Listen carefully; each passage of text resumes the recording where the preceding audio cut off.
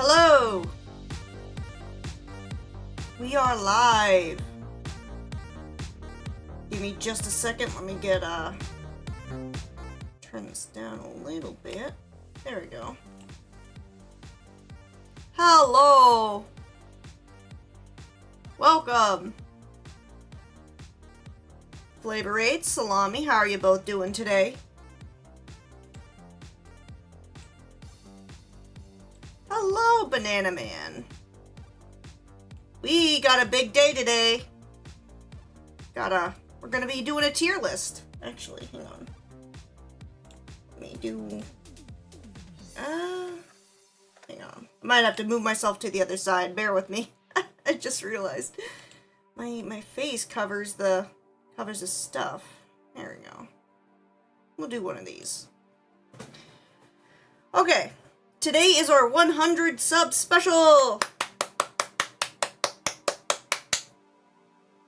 How are y'all doing today? Feeling pretty good. I had a fat nap earlier. Dude, I was so fucking tired, man. I don't know if you guys can see. Maybe if I try to zoom in a little bit. There we go. Press F11. I think we can kind of see it now. I got some beats. Thank you, I appreciate it. We're going to, let me get everything situated before before we continue. Okay. Unironically, we're going to be doing a couple things tonight. First things first, we are going to be doing a tier list. A type of tier list. Yes, it is going to be a Warhammer tier list of all the factions. As you can see, I have them all here. And we, together, are going to rank them. We're going to rank them, chat. We're going to tell everybody which faction is better. Now, I will be the first to admit, I am a little biased. And when I mean little, I mean very biased. I am very much an Imperium hoe.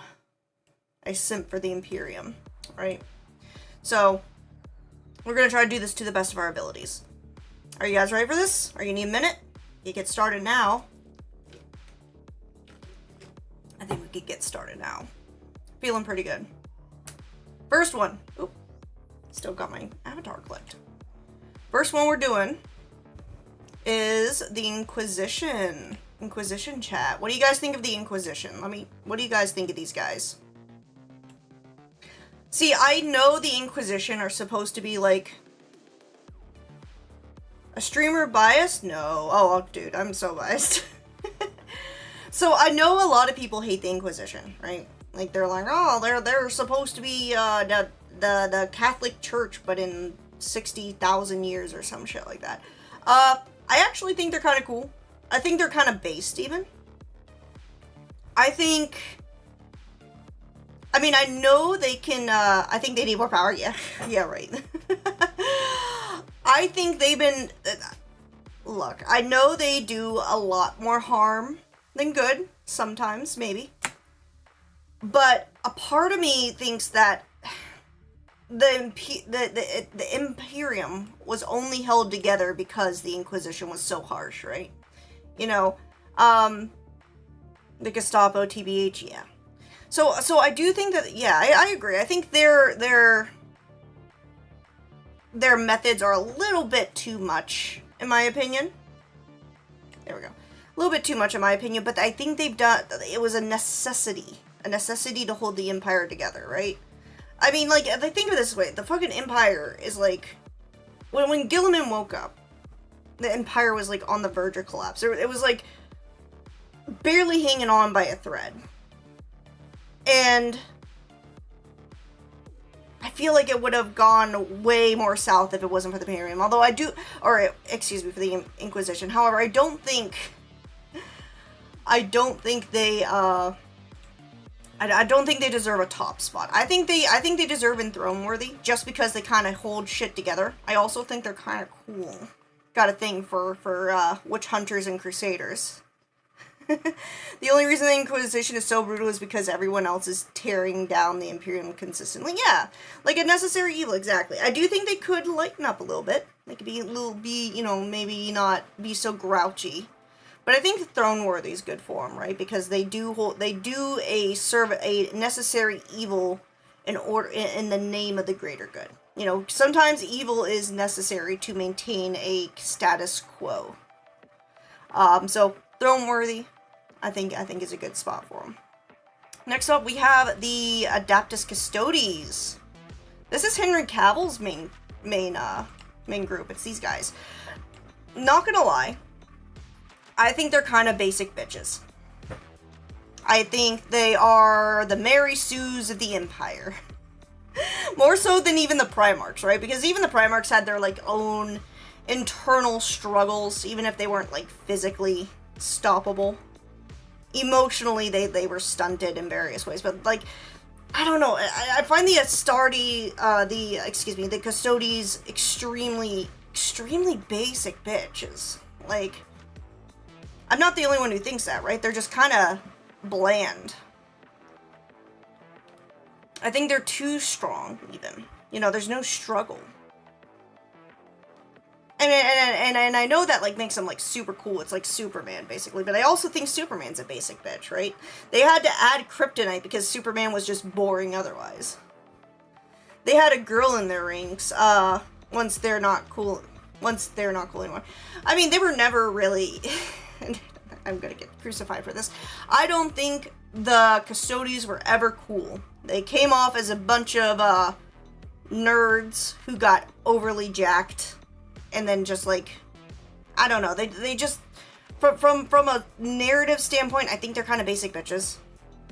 Custodes are conditioned and are basically biological robots, yeah, but they're just boring because of that, right?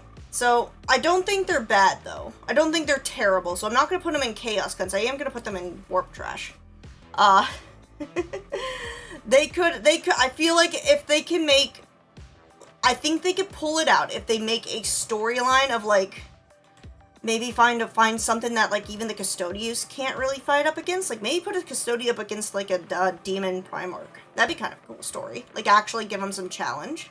But they're so powerful that they, like, need a Demon Primarch to even, like, to even feel like they do anything. You know, it's just kind of icky. You know, I feel like they should do more. Right? And that's just me. Like, they're just the Mary Sues in the Imperium. The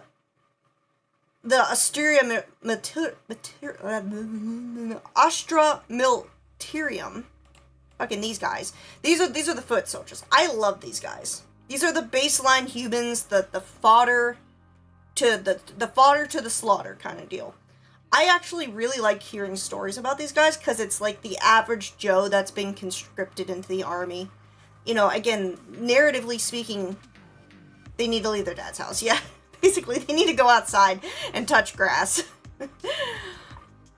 I don't think they're as cool as the Inquisition. So I definitely like to hear more about the Militarium. Because, like, the stories are like that of struggle. The average Joe. Baseline Jack, if you will. But, like, the stories are always really good. I don't think I've ever, like, heard a story I didn't like, you know. And Caiaphas Cain falls into this, I think. Doesn't he? And I love Caiaphas Cain. John Warhammer, 100%, because I'm literally him. He's literally me. I'm literally the front line being used as cannon fodder. You know what? For their hard work and their underappreciated effort, we'll, come on. We'll put him up with John Warhammer. Because they do a service, and like, everybody's like, oh, they're the frickin' Custodes, and the frickin', you know, Space Marines, and oh, they're so cool, but, like, it's the average Joe that, like, really puts in the footwork, right?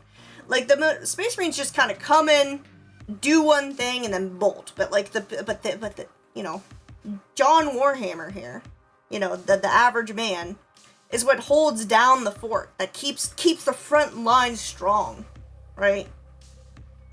Let's go, boys, for the Emperor. Hell yeah, hello, Master Flame. Feeling pretty good. Now, the next one is the Imperium Knight. I'll be honest with you, I don't know who the Imperium Knights are. I don't know who they are, so that's while we're doing this.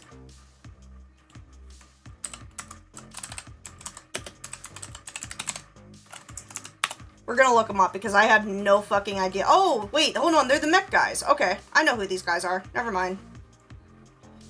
I'll be real with you, I just found a list of this shit. It just kind of like, it's like, yeah, this is where we're going. Okay, never mind. Imperial Knights, I know who these guys are. These are the mech boys. These are the giant city things, right? Like the Gundams are the 40K. Not gonna lie. Yeah. Now that I like quickly looked it up, I think I know who they are.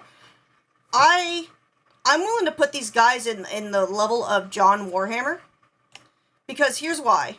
There is nothing cooler than a Gundam, right? Like ask yourself, if someone put in front of you a Gundam model, you're gonna say that's fucking badass. And then that's what these guys are. They're basically Gundams, but they're bigger, they're stronger, and more badass. Imperial Knights are cool because they're because of the mechs. They're not cool because of the incest. No, we don't talk about that side of things. No, we do it because giant robots go brah, brah, brah, brah, brah, brah. You know, like there's like, think of it this way, right? You got this giant robot that's like the size of a city shooting fucking giant laser cannons at the enemy. They can run 100 miles an hour, by the way. See, that's cool though. Like they're fucking massive.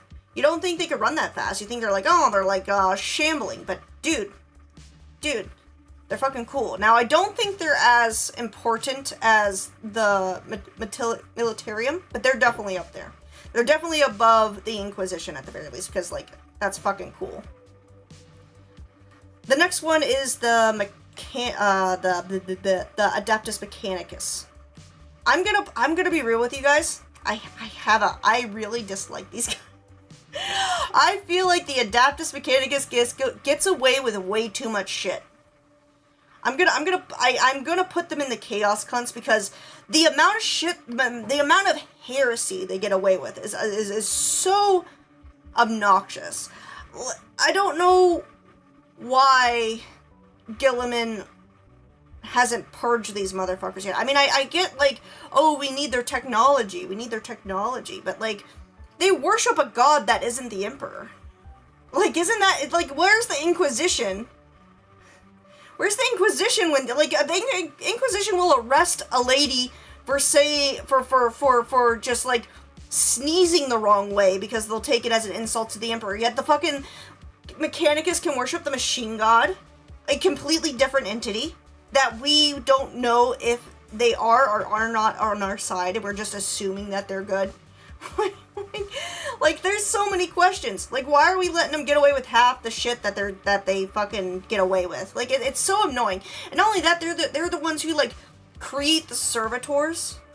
And I know, like, so most of the time they're like, oh, they're like test tube babies where they breed them because they use so many servitors that they have to, like, use test tubes to breed them. But at the same time, they'll just, like, arrest random people saying, oh, you jaywalked. Looks like you're going to the servitorium. And then they basically lobotomize these hoe bags. And it's like, it's too much, right? Like, I feel like they commit more crimes than they do. Like, the Inquisition does less shit than the Adeptus Mechanicus, right? Like, I'm not wrong for thinking that they're assholes. Also, the problem, since the Mechanicus characters are really two-dimensional, hey, me like old technology, me think God said, cool, yes. They know they will get servitized. Yeah, like, I don't know, it's just, I feel like there for me to like the Adeptus Mechanicus, there needs to be a complete overhaul of them. Because there needs to be, like, I guess maybe, like, a purge. You know, like, similar to when Gilliman came back and kind of purged a lot of the Imperium. You know, the more corrupted areas. Like, there needs to be a purge of the Mechanicus soon. Like, there needs to be a reckoning. Like a come to Jesus, so to speak, for lack of a better term. The reason Mechanicus are able to get away with it is because they claim the Emperor is an aspect of the machine god. He's not, though. He's a human. at best he's a human, at worst he's a god. He has no, he himself labeled technology as an abomination, right? Like, see, that's another problem. They're fucking liars. Oh yeah, they're an aspect of the Omnissiah. No, he's not. He's a rotting corpse on a golden throne. Like, like, shut the fuck up. Fucking hate these guys. You know what? Fucking demoted. Fuck those hoes. I actually really dislike the Mechanicus. But, you know who I don't dislike? Boom. Fucking the nuns with guns, the Adaptus Sortus, God, I can't fucking talk! The Adapta Soriatus. There we go.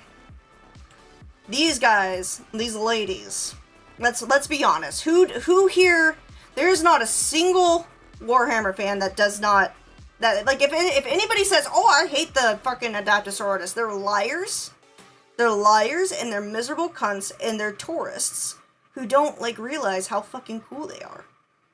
Like, they're basically the Inquisition, but way more radical and way hotter. They're way better. Like, I don't, like, there's no competition. They're arguably, I would say the Adaptus Sororitas is probably better than some Space Marine factions. And I will fight people on that. They're not only in, like, aesthetic and, like, just cool factor, but they're also, like, what's the term for you? They're also, shit, my brain's failing on me. Basically saying he never touched merch once, and it came back to life, so now they worship him as a god, and the Emperor allows it because I need industrial base. But it's like there's only the Emperor, because the Emperor's like a fucking corpse. They get away. Like, I'm sure it wasn't as bad pre-Horus Heresy, but like the Mechanicus just sucks. The entire faction is trad tomboys. Yeah, like they're efficient. They're effective. That's the word I was looking for before my brain completely cut out.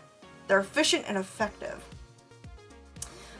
That kind of what Belarus Krull is doing in the newest books. Yeah, I don't know. It's just. With the Mechanicus, I just feel like because the Emperor isn't there to kind of keep them in check, they've kind of gotten out of control. And there needs to be a reckoning. There needs to be a reckoning soon, because, like, it's getting a little, let's be honest, but you know what? Maybe the Adaptus Sororitas can fucking come in and crack some metal skulls.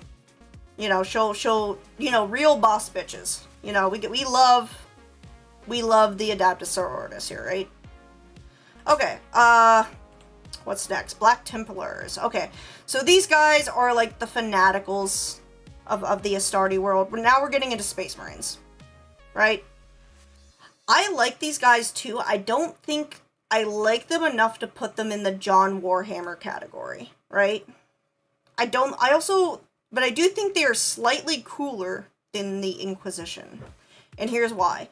The Inquisition is just a bunch of nerds who are going on a power trip. The Black Templars, right, are those nerds that went to the gym, which automatically makes them way better. Are the best Space Marine Legion. They're wonderful and I love them. I like them too. Like, they know what they're doing. They don't take any shit. You gotta respect them, right? They don't take any shit from anybody, even the Primarchs. They know what their jobs are. They know what they need to do. They know who they serve and who they serve alone, and there is no questions in their devotion to the Emperor. You gotta respect the hustle. I feel like they keep other Space Marine factions in check, and I can respect that a lot. So, Black Templar definitely up there. We'll see. We might move the Black Templar up one, depending on how... Let me sit on it. I might move them up to John Warhammer. Honestly. Let's move on, and I'll come back to that and see how I feel. Purge the Heretic, Mutant, and Xeno. Yeah, exactly. Exactly. They... Like, if the Inquisition... You know what? I am going to move them up. I'm going to move them up here. I'm going to put them, like, right above... it's like a tie for, like, Gundam... I'm gonna put them behind Gundams for now and see how I feel about it. like, the Inquisition purges the heretics on the baseline human level. The Black Templar does everything else, and I think that's really fucking cool. Black Templars have the best stories in 40k, the best, Reclusiarchy. Merrick Grindamus is the best character in Warhammer 40k, period.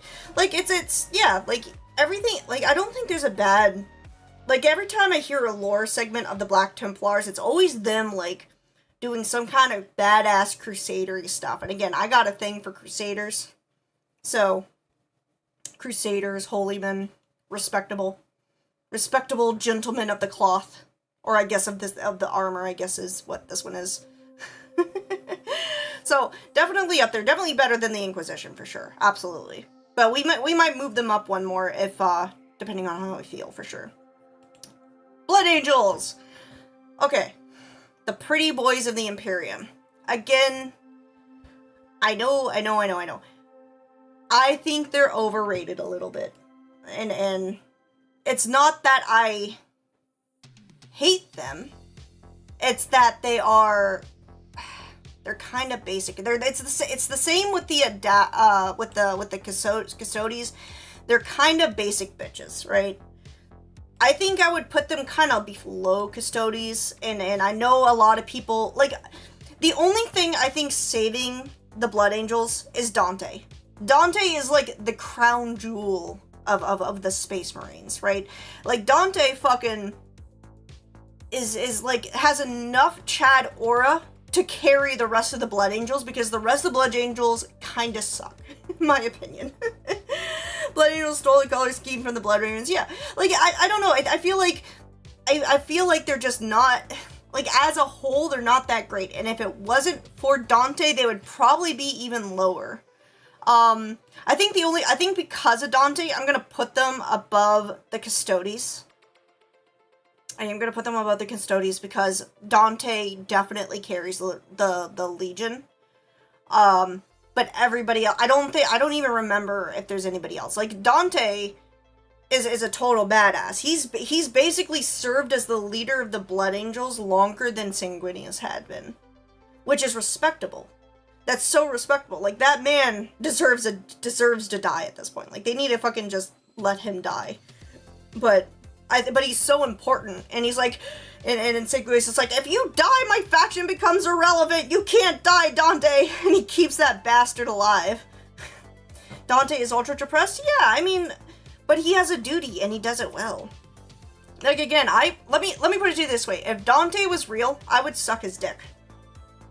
Even though he's an old man, and he's tired and depressed, I would do everything in my power to make him happy. Even if it means sucking his dick, because that's how much of a badass he is. So, you know what? We'll put him here. Like, Dante deserves a little bit better. I wish if this was a character tier list, Dante would be up in John Warhammer. He would be at the top of the list, let's be honest.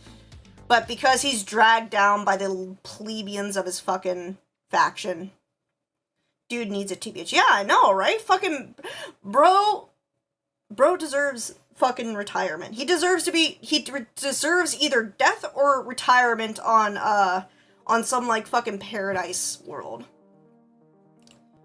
Death Watch. What is the Death Watch? I'll be honest with you. I don't think I know anything about the Death Watch. So, because of that, we're gonna look it up, because I don't know anything about these motherfuckers. It's a unique chapter of the Adeptus Astartes, a veteran Space Marines, that serves Ordo Xenos, Inquisition, blah blah blah.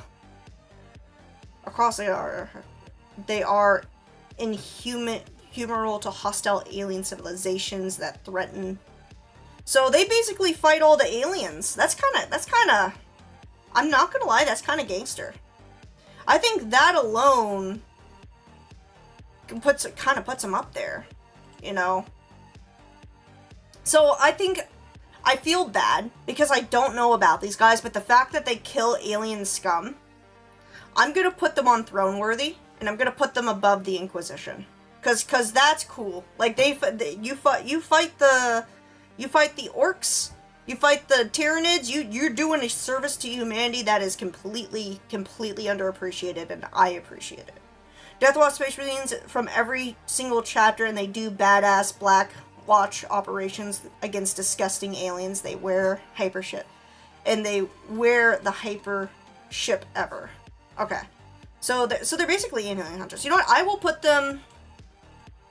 Again, I don't know enough about them, so I don't want to put them too high up, but based on what I'm hearing, and the fact that they kill scum, alien scum, like Necrons, they fight all of them. They fight all of them, which is cool. Like, they're not specialized in one, so I'm gonna put them up there. I'm gonna put them up there with the Templars. I think they deserve it. I may, maybe in a year from now, I'll reevaluate this list. But I think for now, I think that's a good spot for them. Dark Angels, the Lionel Johnson. Okay, so I like these guys. I think they're too militaristic. I think they're kind of...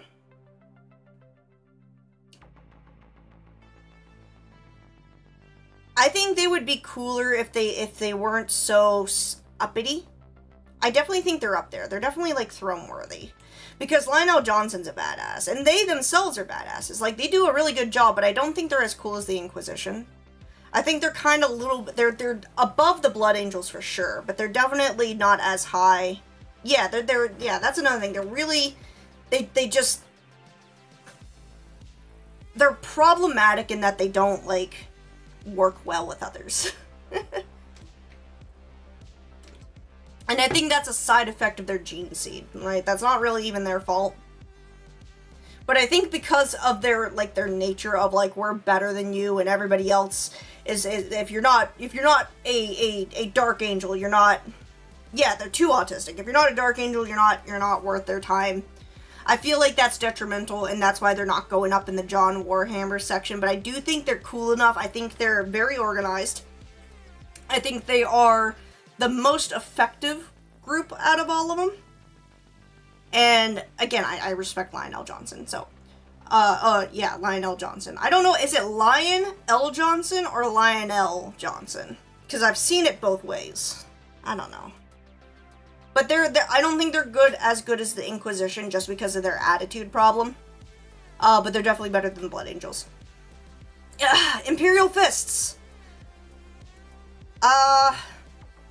Not gonna lie, I don't like these guys. Weaponized autism, yeah, for sure. Hey, Welsh, how are you doing?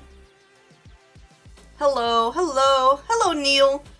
We're making Warhammer lists. Right now we're on the Imperial Fists. Not gonna lie, these guys are really boring. I don't like the Imperial Fists. I think they're... You break my heart. I'm sorry. They're boring. They're gym bros, but in a galaxy full of gym bros, they don't have anything else going for them, as far as I know. Like, unless there's, like, something that I'm missing. Like, they just kind of come off as the guy of, like, gym bros trying to reach that peak physical perfection kind of thing, right? Like, am I are just not as cool as the Black Templars. Yeah, like, I mean, it's just, I feel like there are cooler factions out there. Nothing personal. Well, if I can make a case. Yeah, you know what? Go ahead. I am open to people making cases. If you see something that needs to be changed, make your case, and if you make a good case, I will adjust my list accordingly.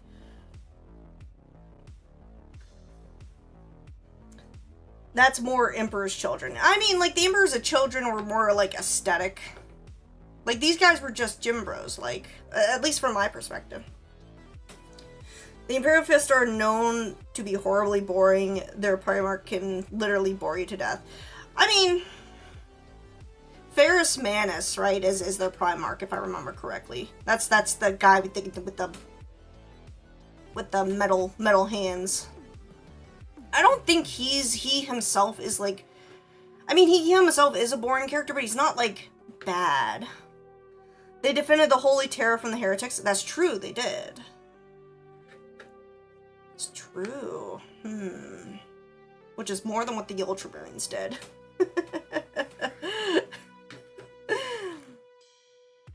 Oh no, it's Rogel Dorn? Is it Rogel Dorn? Oh, that's even worse. I thought Ferrus Manus was their fucking leader. Oh shit. Am I just being a Riri?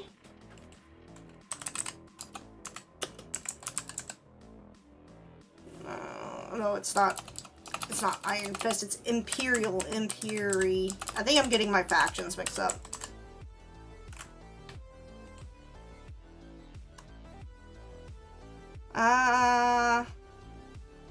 Is the first founding chapters of the Space Marines, originally blah blah blah. Imperial Fists usually strike into decisive blow, the Emperor's bodyguard. Okay, so they're basically the Emperor's bodyguard during the Horus Heresy. Okay. Oh, you're right, it is Rogel Dorn. I don't know why I thought it was Ferrus Manus. Is the Primarch of the Imperial Fist. Okay. Okay, so Iron Hands. Iron Hands is coming up sooner. Iron Hands is like a little bit later. Those are the mechanical guys, right? Didn't the Iron Hands become... Okay, I think I just got my Primarchs confused. I got my autistic muscle men confused. I apologize. Look, I'll be honest with you. I'm trying my best. Okay, so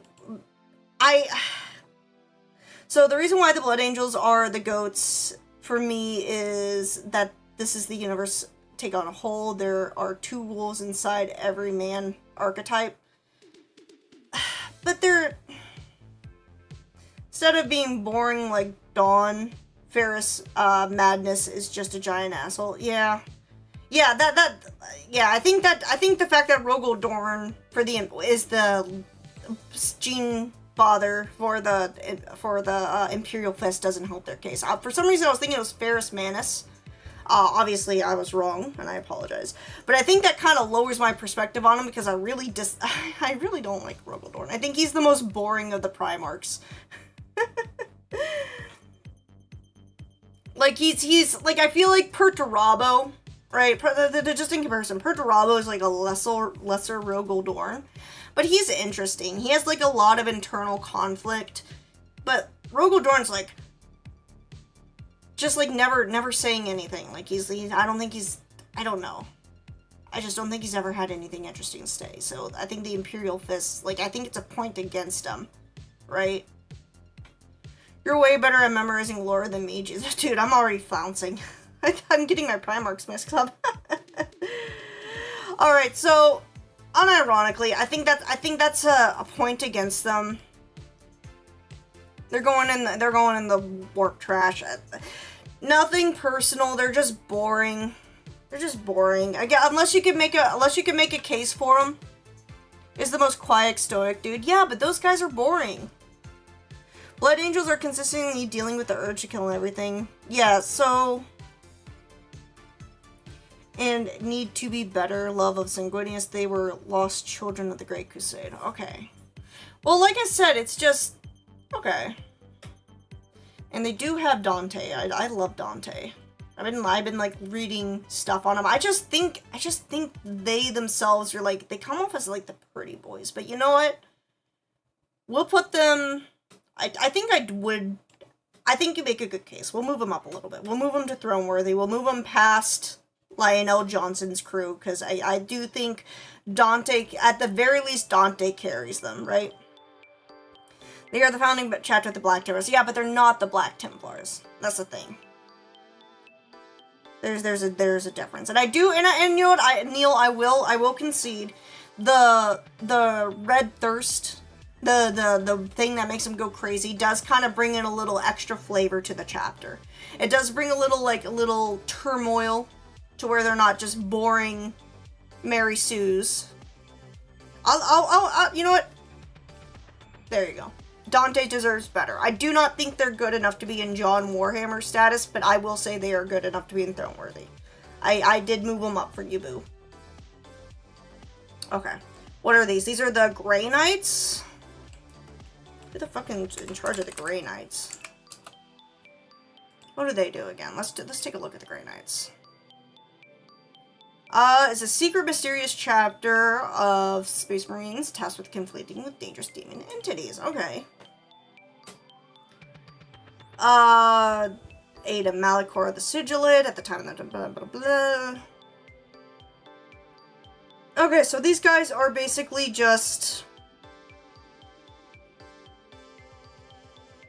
So these guys are basically like the demon hunters. Boo, Grey Knights. You don't like Grey Knights?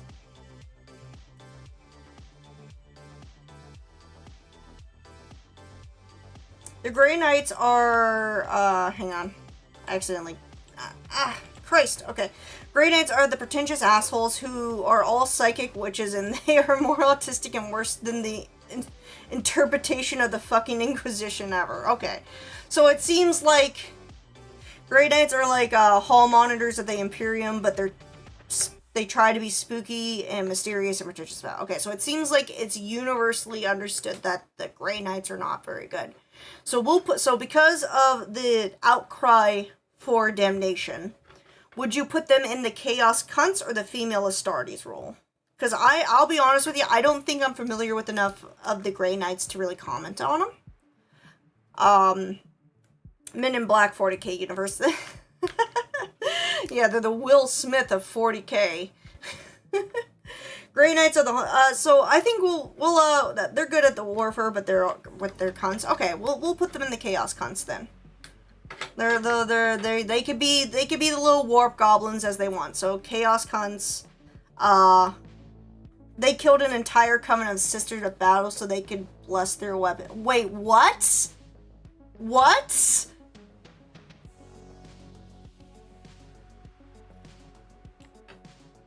Okay, I think we found its place. I don't think they are quite as bad as the Female Stars, but they do suffer from the gray straw syndrome. Dude, if Salami Skeleton, if what Salami Skeleton said is true, then they're fucking dead to me. I love Sisters of Battle. I will simp. I will simp for the sisters. If they fucking did that to the sisters, unforgivable. They're heretics in my opinion. They could all die. Grey Knights will kill you instantly with brain magic if you see them in an unaugmented human and see them as an unaugmented human. If you are a space marine, they will just wipe your... Yes, either... Okay, so they are assholes. Okay. I'm glad I double-checked with you guys. These guys are lame and gay, and I already hate them. Okay, this next chapter, the Iron Hands. These are the Ferris Manon's boys. Okay, so these guys, from what I remember, they... kind of became insecure little bitch babies and like gave into the Adaptus Mechanicus. I don't think I like these guys. So I think I'm gonna put them in Chaos Cons because I know they kind of like redeem themselves a little bit, but like they just come off as insecure, right? I'm not cracking, right? Like they are. They are insecure.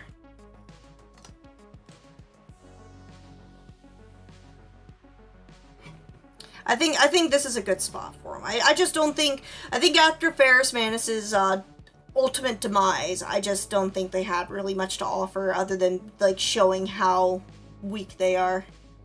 Weak in flesh and body. Okay, Raven Guard. Raven Guard, that's the Corvus's homies, right? Okay, so I need some help here. I'm not, they're definitely guilty of our car is nicer, so we're better than you. Yeah, they kind of give off that vibe, too, and the fact that they went full robotic. No Iron Hands are base, they're super cool guys with the robotic jack-off arms, but that's, dude. That's lame. Oh, let me just jack off with my robotic arm. Like, dude. Sneaky emo boys. Okay, so these are basically the good guy version of these guys, right? So I just don't know much about them. I don't pay attention to like the sneaky guys too much. So it's hard for me to really judge these guys. We're gonna cool, they do stealth. I like them because they are the founding chapter of the Raptors. Oh, that's right, you do like the Raptors. Okay. Shakespeare sprinkled in there. Okay, I can respect that. You know what? It sounds like these guys are kind of on the cooler end. So what we'll do is we'll put them right here. From what I understand, these guys, like... I mean, like, the whole assassin thing's very cool. I'm just not familiar enough with them, so I'm going to take your word on them, and we're going to put them up as at throne worthy. I think that's a good spot for them. Salamanders! Oh, yeah, salamanders, okay. Everybody likes the salamanders. Unless you're a small Xeno child, I don't think there's a person on this planet that doesn't like salamander boys, right? They're quintessentially considered the good guys. Even though they have kind of dipped into a little bit of the not so good aspect of it. I think they are really cool, and I really like the fact that they're like... Their skin looks like char. Like, you know, like they were dipped in like soot and forged in fire. You know, it's kind of a cool aspect, right? Like, I think they're definitely I think the salamanders are definitely the cooler looking of all the Astartes, like physically. Raven Guard killed almost one of the party guards. Okay. Well, if that's the case, we'll move them above the Inquisition, because that's pretty gangster. Yep, the "you're such a good friend" guy, yeah, they're the cucks of the universe. So I think because they're so well liked, and I do like them as a chapter, I think they are, like, I think it's nice that, I'm gonna put them right here. I think it's nice that they show some level of humanity, right? And a sea of chapters that see baseline humans as, like, disposable tools at best and inconveniences at worst. It's nice to see there's some level of human emotion amongst these guys. They're not autistic. They're just regular homies. They're the least autistic chapter of all the Marines, and I think they are, of all the chapters, they are the ones that work for the people and not just for the Emperor, and I can appreciate that. Because that's what the Emperor wanted. He wanted these guys to work for the humans. Like, this is for the betterment of mankind, and I feel like the salamanders really symbolize that more than any other chapter. Space Wolves! Ow! Okay, I'm already gonna tell you, these guys are basic bitches. They're the stereotypical.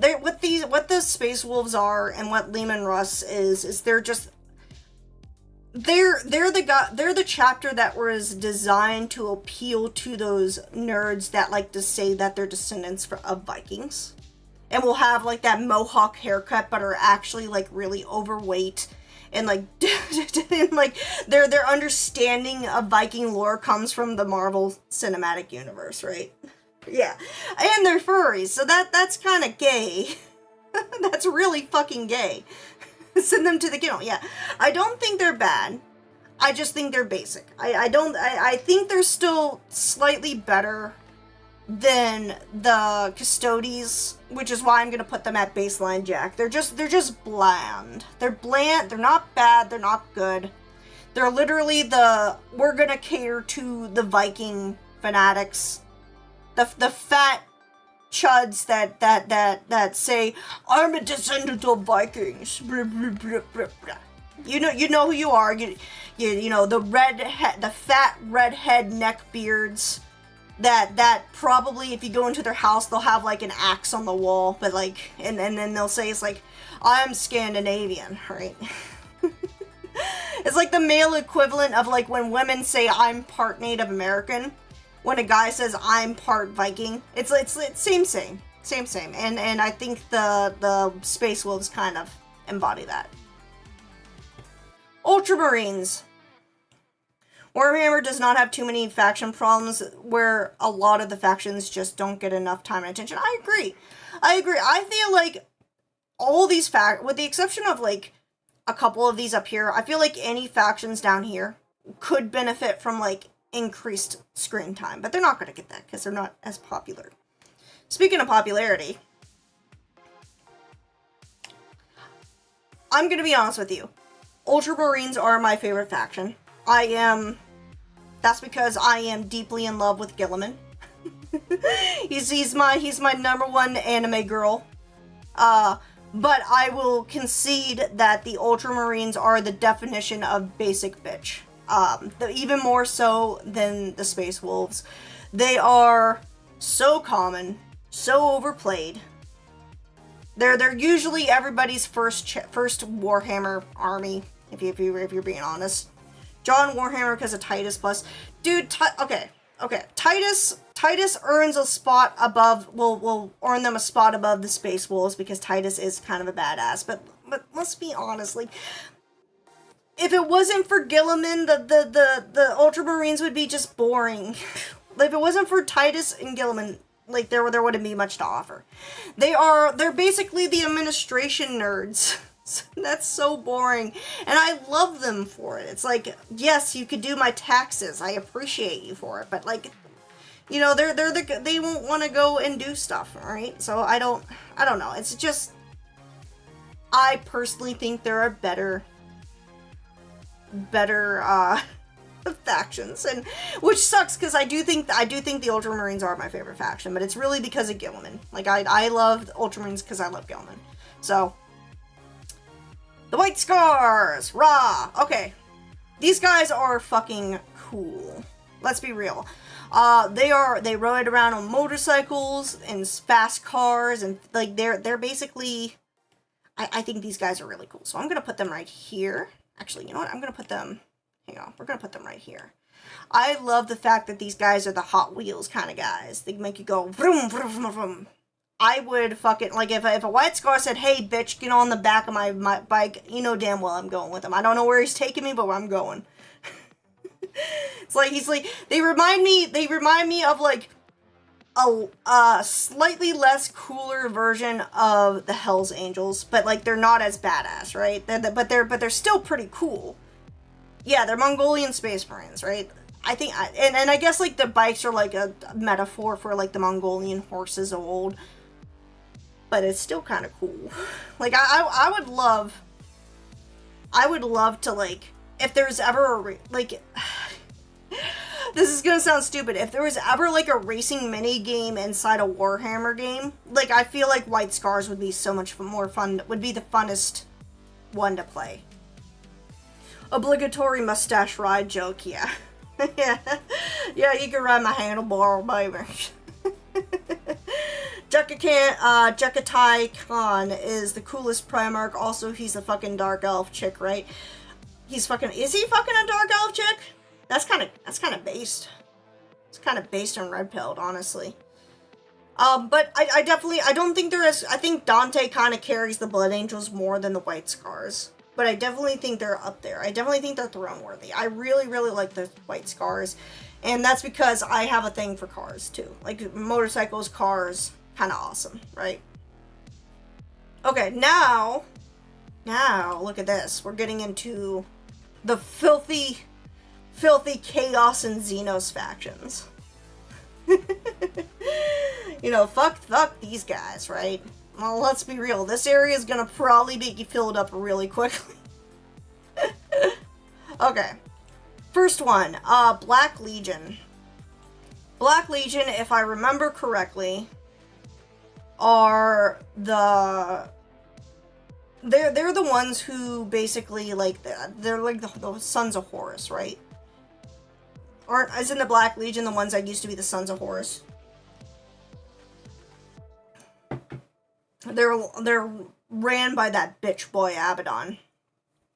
Oddly enough, 3 chapters guarding Terra during the Horus Heresy were Imperial Fist, Blood Angels, and the White Scars. Well, you know what? They're right up there with each other. Except for this guy. He's down here. He's kind of a lame-o. Feminized Black Legion, yeah. Look, Horus is cool and all, but he died like the bitch that he was. And he was replaced by an even bigger bitch. I have no respect for them. I think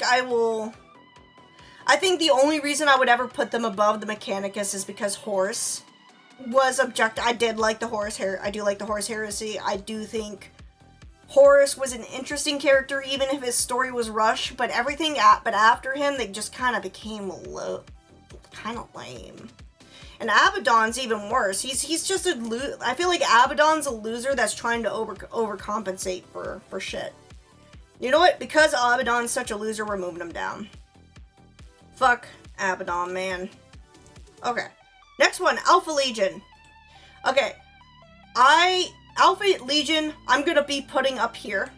They're still dirty chaos hoes, so they're not gonna be up at the top. But, yeah, Horus actually did stuff. Abaddon hasn't done anything. Not anything worthwhile. The reason why Alpha Legion is going up to Throne Worthy is because the reason why they became traitors is because the only redeeming quality is that he's a good mixologist. See, he's not even a good mixologist. He mixed motor oil and called it a fucking drink. He's not even that good of a mixologist. Yeah, so the reason why the Alpha Legion became bad guy, quote unquote bad guys, is because they saw that if Horus lost, Horus losing would be a worse outcome for the Imperium than Horus winning. Like, if Horus won, it would be the death of humanity, which sucks. But if Horus lost, which he did, it would be the stagnation of humanity, which is even worse. And you gotta respect them for making that tough decision. I would say they were put into a position where they had to make a judgment call, and they made it to the best of their ability. Also, I don't understand the whole Primarch situation. There's Alpharius and then Omegon. Like, where the fuck did Omegon come from? Like, I don't even really know. Yeah, they're actually loyalists just playing the long game. Yeah, that's kind of interesting. I kind of want to see how the Alpha Legion gets played out. Like, I'm definitely curious about it. I'm definitely curious to see how that shit gets played out. Deserves to be turned into females. They wanted to erase tomboys. You mean they wanted to erase tomboys? Like, what do you mean by that, Salami? I think they did. I think they were put into a position where they had to make a tough choice, and they made it. And I'm kind of interested to see how they split soul Primarchs. Okay, so it's like okay, that's interesting. I don't know. You know what? We're gonna move him down there. Actually. Because, I don't know. I feel like there's just not enough information. They're too mysterious, right? You know, now that I'm thinking about it, it's like, yeah, they're mysterious, and I want to see how it goes out, but, like, until there's more information on them, I think they're kind of like the pretentious cunts. The extermination of mankind would mean the extermination of tomboys. Oh, okay, well. I see. I still think their storyline's probably going to be very much more interesting once it gets played out than some of the other chapters. What is this? This is Death Guard, right? This is Mortician's homies. So I don't like the Death Guard. They're definitely gonna go, I think because I understand the story that, like, his legion was dying a horribly slow, painful death, so he gave himself over to Nurgle to save it, but, like, it's all just delusion. It's all just delusion, and I think that's kind of lame. I feel like there's no personality with them. And because of that makes them kind of lame and gay. I just don't have any interest in the Death Guard. Like, other than being tanky boys, they're just bleh. The Tiger Gibbons, I'm stinky but happy. Yeah, it's just, yeah, but that gets old very fast. I don't think there's anything the Death Guard has to offer, at least at the moment. Unless there's something within the Death Guard that, like, makes them break away from Nurgle. And, like, but that would mean their, like, ultimate demise, right? Because then they would like, fucking die of shock. So it's like, unless there could be, like, maybe a cure? I don't know. I don't know how that would work because they're like rotting corpses. I don't know. I just don't think there's anywhere you could go with the Death Guard, and I think that's lame. Iron Warriors. Okay. What do we know about the Iron Warriors? Let's take a look at the Iron Warriors, because I'm drawing a blank on them. So Iron Warriors, who were originally okay, so they were rivals of the Imperial Fists. Okay, so this is Perturabo's faction. Okay.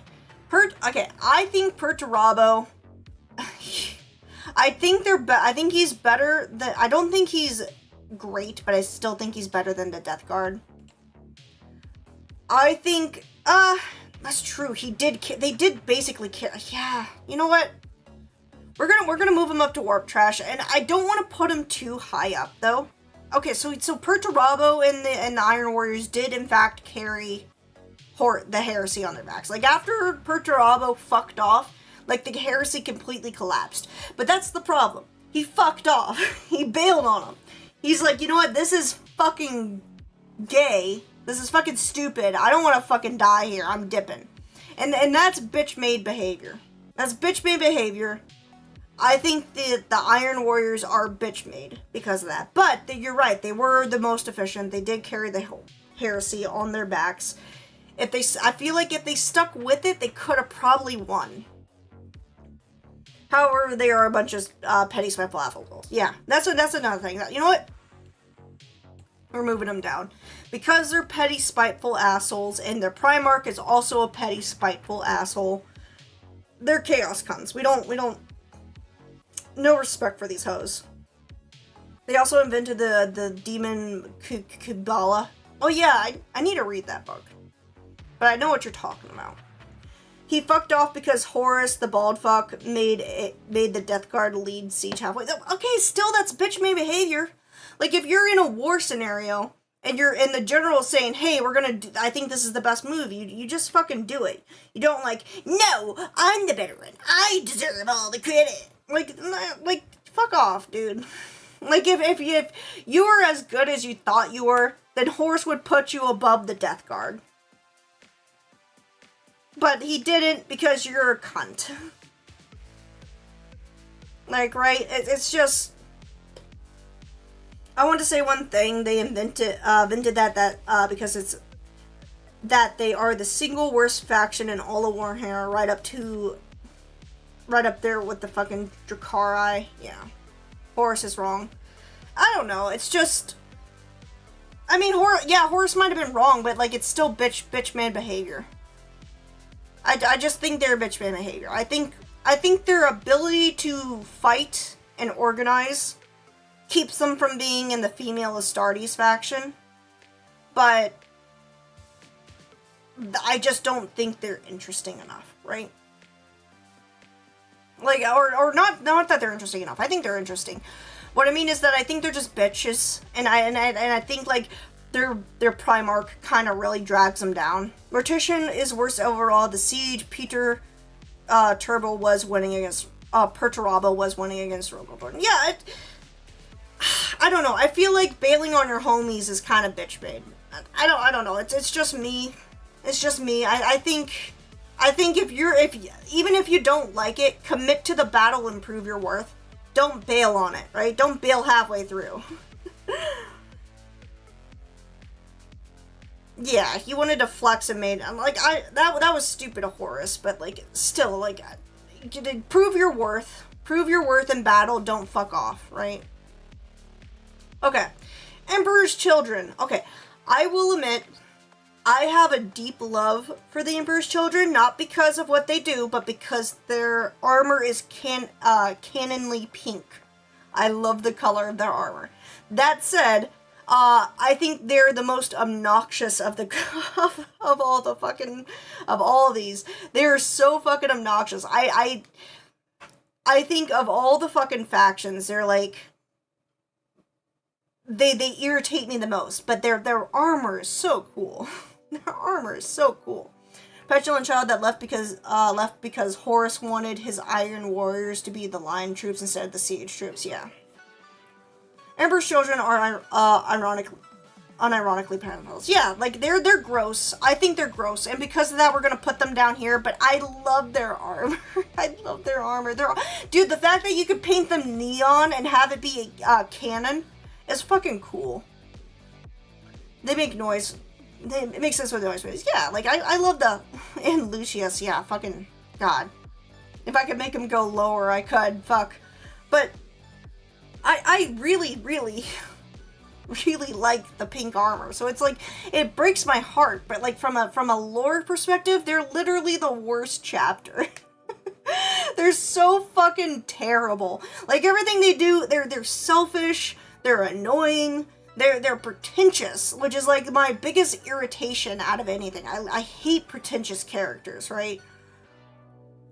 This silence and discord offends children. Yeah. Dude, it's just, like, I hate them with a passion, but goddamn do they not look fucking fly. But because this is a lore story where we're putting them at the end. World Bearers. Okay. These guys are gonna go right. I think these guys are too fanatical for my taste. They're kind of losers. They're obviously like, we worship the chaos gods, but they're like, they went from one extreme to the other because they basically worshiped the emperor before it was cool. They're a bunch of religious nerds that worshiped the emperor before it was cool, and then when the emperor said, "I don't want you worshiping me, fuck off," they went to the other extreme and started worshiping the chaos gods, and that's pretty cringe in my opinion. You know, it shows that they were never really truly devoted to the emperor. Because if they really truly loved the emperor like they say they did, then they would have, even when the emperor told them to fuck off, they still would have embraced his power and glory. But instead, as soon as it was inconvenient for them, they're like, well, we're gonna go to the other side. Fuck you. And that's kind of bitch-made behavior, in my opinion. You know what, actually? They're not as bad as the Emperor's Children, but I'll give more to, like, the fucking, Death Guard might be boring, but they're not like wishy-washy little bitch boys. Obligatory fuck Erebus comment. Yeah, Erebus, fuck Erebus. You know what, Erebus that's a perfect spot for Erebus, because Erebus is boring. I don't like the word bearers. I really don't. What is this? The Thousand Suns! Okay. I'm gonna put the Thousand Suns right here above the Death Guard, because I have the same issue with the Thousand Suns as I do with the Death Guard. They have no personality. But, by God, if they aren't the fucking coolest looking motherfuckers. Their armor is cool. They do all kinds of wiggity whack magic. But there's no personal traits to them. And they're just boring because of that. Like, from a personal level, they're boring. Yeah, they're dusty nerds, exactly. What is cool is that they're able to master demon possession is such to a point where a demon and a host can become a symbiotic instead of parasitic. But Jesus Christ, the Erebus is the biggest piece of shit it fucking is. Yeah, I mean, like, okay. Again, the concept is so cool, but there's just no personal investment I could have in them. They don't have personality because they're so old they've forgotten everything. I know. And it's a tragedy. It's a tragedy, but it doesn't change the fact that they're boring. Like, I do think they are you know what, I'm gonna move them up one because they are kind of cool and they have kind of a tragic backstory, but I still put them on a personal level as the Death Guard, is that they're just kind of boring people.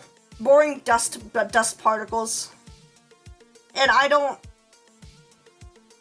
know, I feel like they're kind of lame and gay, which is a recurring theme amongst the chaos factions. This faction is lame and gay. Okay, what's this one? This one's Night Lords. More like Edge Lords, am I right? We're putting them right here. Thousand Suns really can't have a personal stories because they're either insane sorcerers or sad dust. Yeah, but like, that just makes them boring though. Like, I don't know. I just feel like if there is even like one story of like one of them kind of regaining their memory a little bit, I feel like that'd make them more interesting. But they're just kind of lame. Okay, Night Lords are the edge lords of the Warhammer universe, more so than these guys. But unlike these guys are like the edgy edge lords, the ones that will like, you know, the people who like the Night Lords are the kind of people who think the Columbine shooters were cool, right? The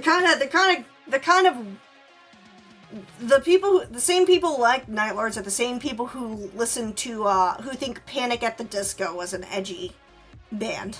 This is the people who listen to Night Lords think that Marilyn Manson is a good role model. You know what? I will move the Night Lords up just because they do have a lot of interesting stories.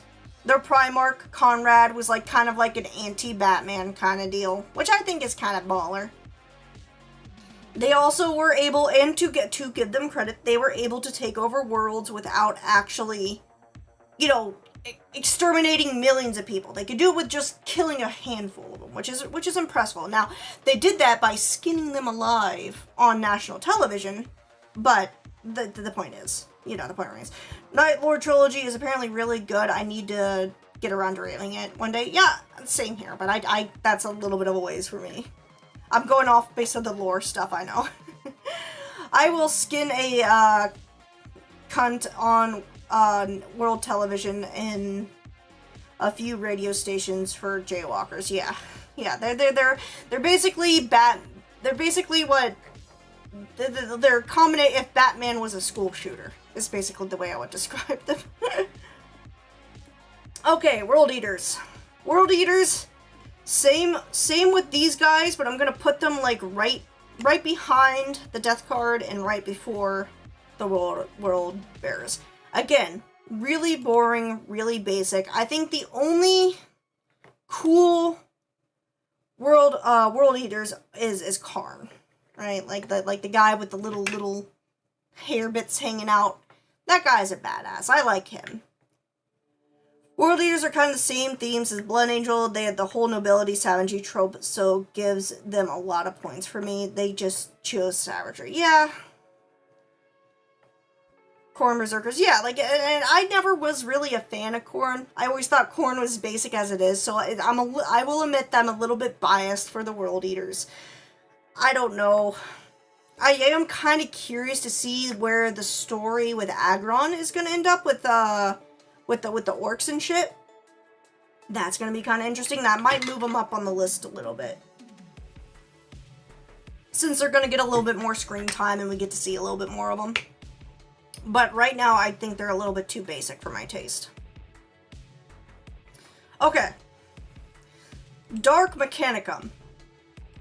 They're just, it's literally just the Mechanicus, but darker. I keep them on the same level. At least these guys acknowledge that they're fucking, you know, heretical assholes and like don't masquerade. In fact, because they acknowledge it, I'm gonna move them up one.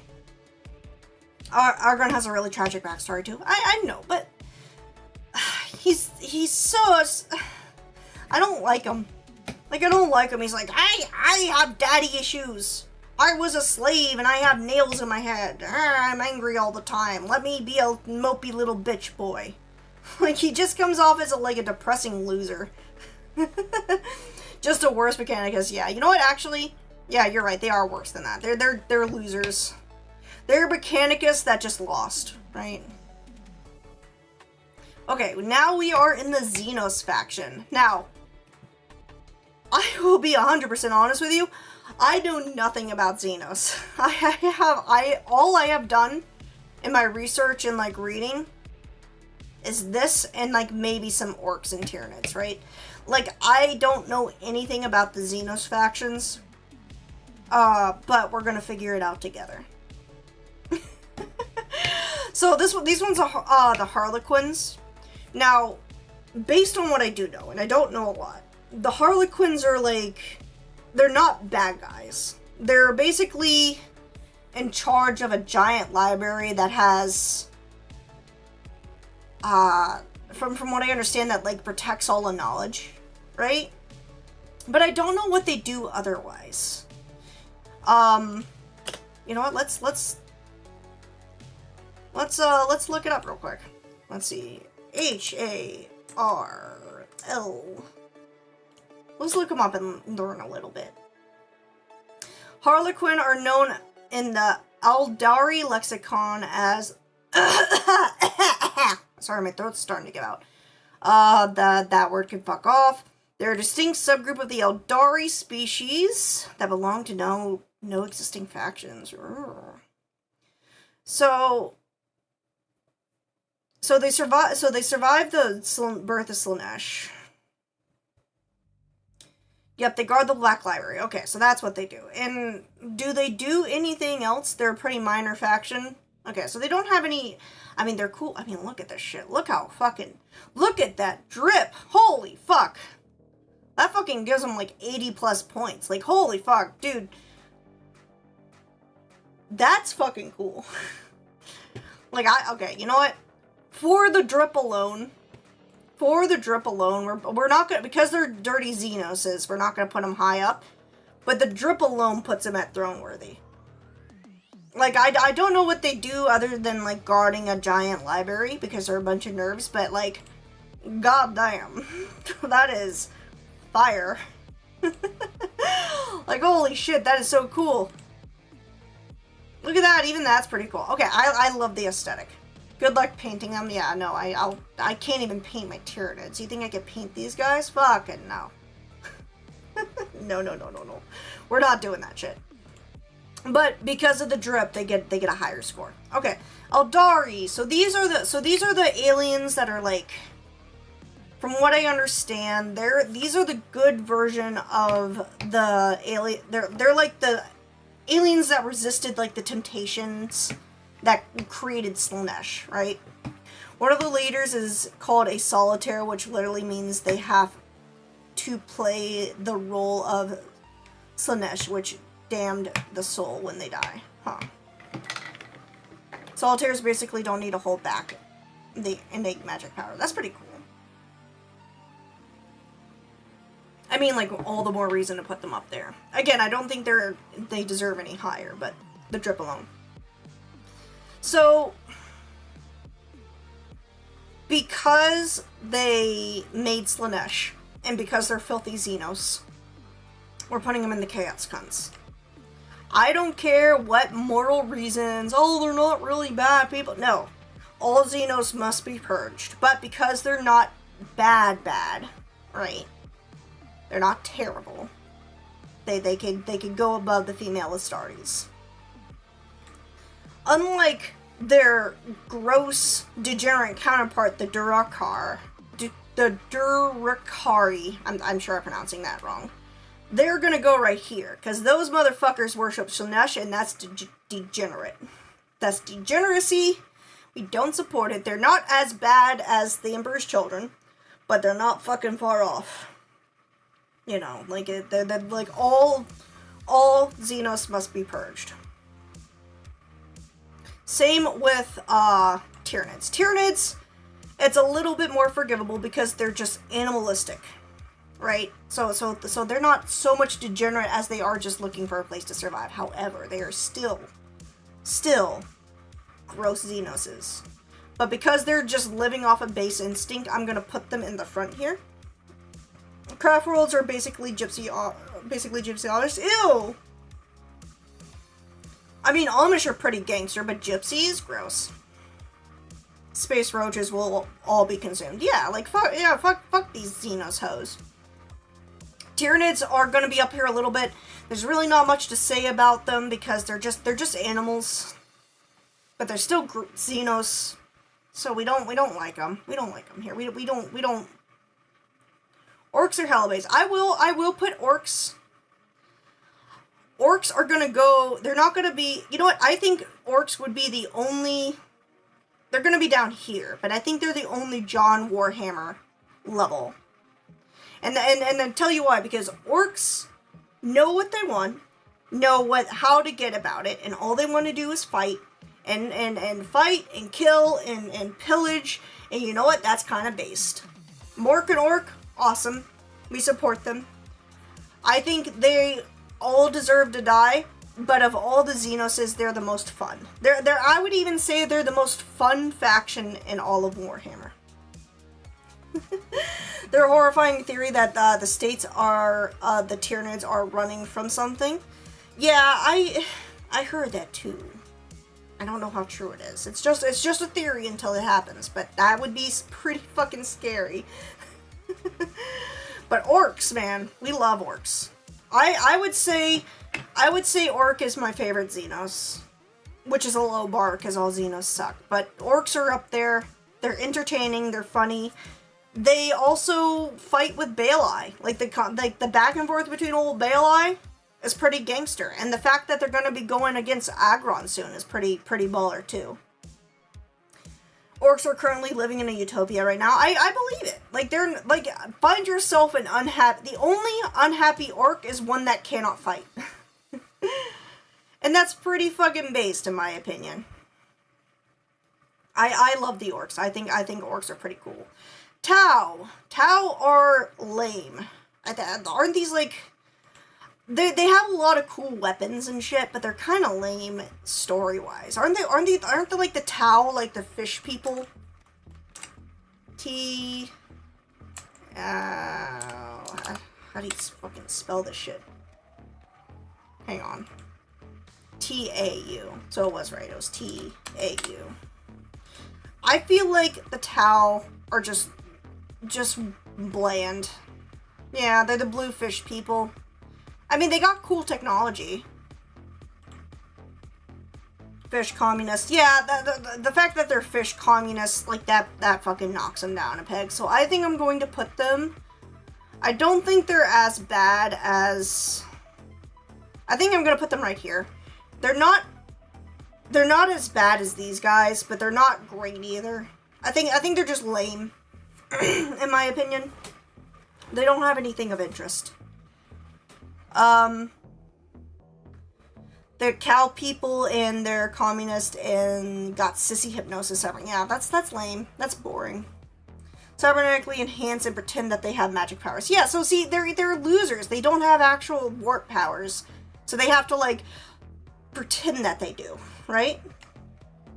Okay. Gene Stealers. Gene Stealers are... I mean, I'm putting them in this... I'm putting them below Tyranids because I think they're less than Tyranids, but they're kind of on the same level. They're just humans that basically gave into the Tyranids instincts, right? That's kind of lame in my opinion. Actually, you know what? Here, I'm gonna move them below the Mechanicus, because they're humans who just kind of gave up, which is cringe in my opinion. Like, I don't know, like, Gene Stealers are kind of goofy. They are kind of goofy. I think that kind of saves them a little bit, though. Message redacted. What the fuck you do? Gene Stealer cult or boy can't wait for all that incest. Yeah, I don't know. I just think they're kind of lame. Like, I just put them on the same level as the Tyranid, but because they used to be humans, they're below the Mechanicus, in my opinion. Okay. We're getting into the final bits of it. So the Necrons. Necrons. I kind of like the Necrons. I think they have some of the more interesting stories. I still think they're kind of... I don't like them. I think they're above the Aldari, right? But they're still not great. I think the stories surrounding them are cool. I think their technology is cool. Yeah, they're just boomers. They're just old. They come off as grouchy old men. And that's not... Like... Okay, you know what? Here, I'm gonna put the Necrons up here. Because I do like the stories involving Necrons. I don't hate the Necrons. I don't like them, but I don't hate them either. Yeah, they're a little boring because they are overpowered. But I think the stories surrounding them, where they interact with humans, are always really good, right? It's definitely the more interesting side. Oop, my drink's closed, hang on. Like I said, I don't hate them. I don't hate them, but I don't like them. Now, this one's called the Leagues of Votan. I don't know, prior to making this list, I had never heard of the Leagues of Votan.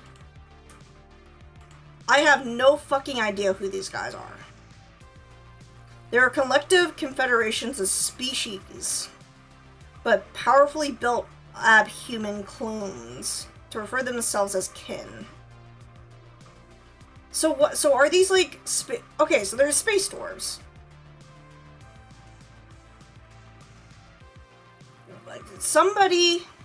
Space dwarves need more time in the lore oven. Okay, so we're gonna put them at the baseline just because I don't know about them. I feel like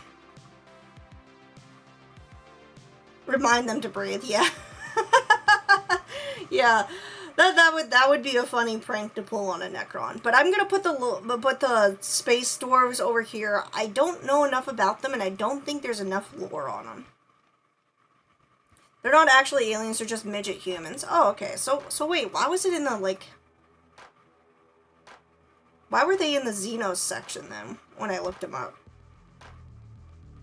Well, I think baseline Jack is fine. Once we get more information, we might revisit this list later on. And, like, once I get more information on them, I might change it. But I just don't, like, I just added him to the list because that was on the list I pulled up. But I think this is pretty happy. What do you guys think about this list? Is there any changes you would want me to make? Like, what would you guys recommend if I was to make any changes? Because I think I'm pretty happy with this list. I think this is a pretty nifty list we got going on here.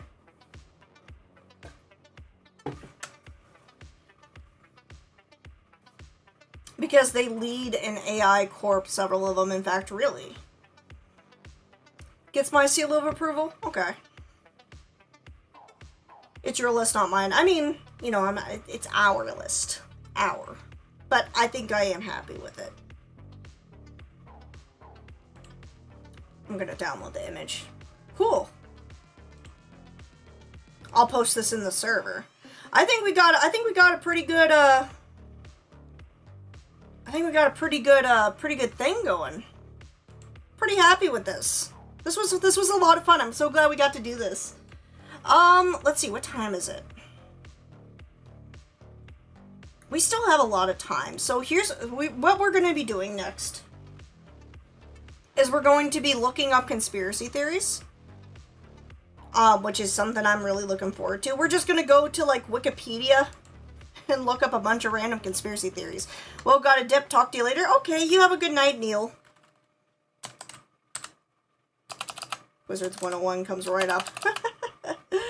Congrats on the 100 subs, thank you so much. Dude, hey, 110 now, even better. I'm really happy with it, I really am. But, now we're gonna look up conspiracy theories. Conspiracy theories. Do you guys have any conspiracy theories to look up?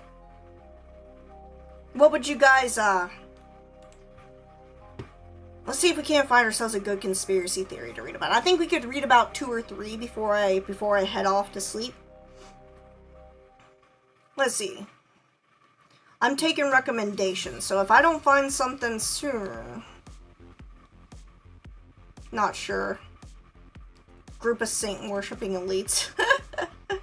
I mean, that's not wrong. That was proven. wasn't that proven with fucking Epstein's Island? That's silly.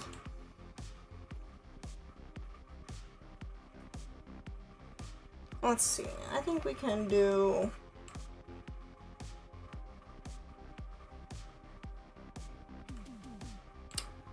I think we could do some time cube.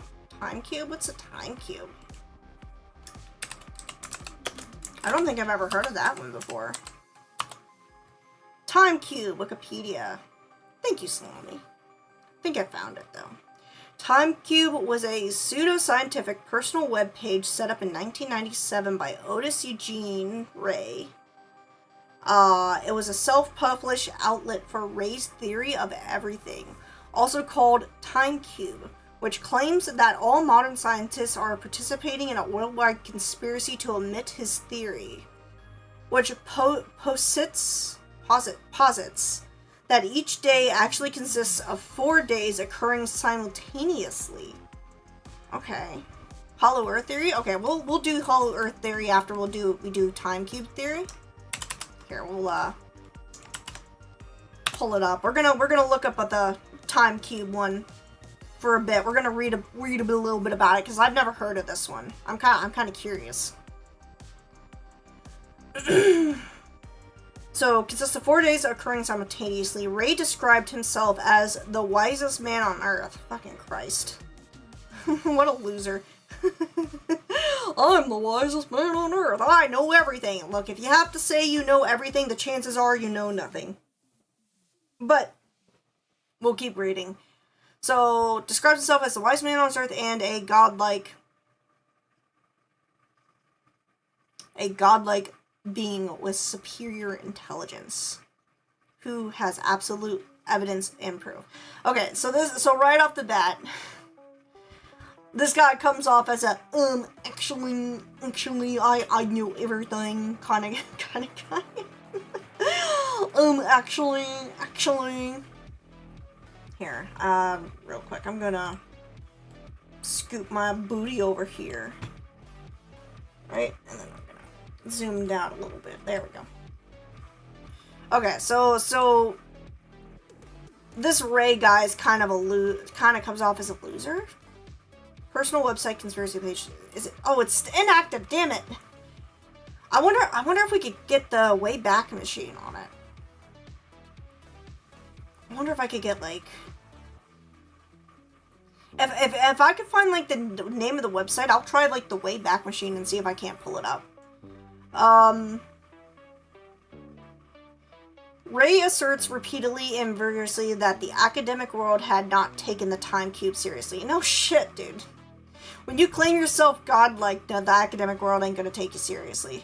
According to Find a Grave, Ray died on March 18th, 2015, and the TimeCube website registration expired. Okay, so like what...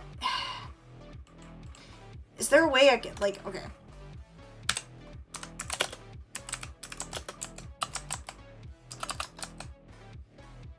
Let's see. Hang on. Archive.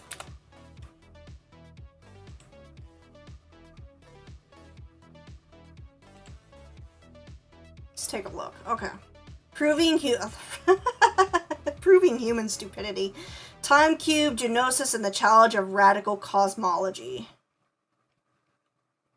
Okay, so...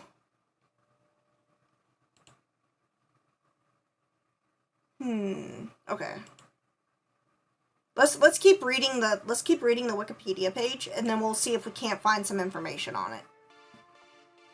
The TimeCube website did not have a home page. A large amount of the self-invented jargon is used throughout, often never defined. In one paragraph, Ray claims that his own wisdom so antiquates known knowledge that a psychiatrist examining his behavior diagnosed him with schizophrenia. Okay, so it's like a Terry Davis situation, right?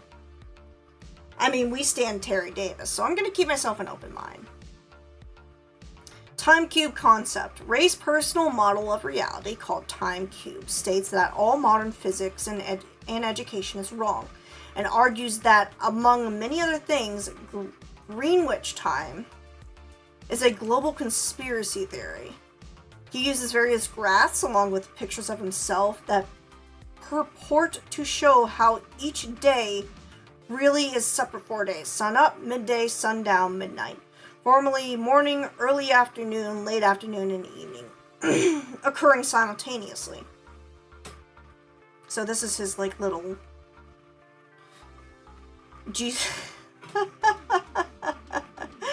Jesus lives here.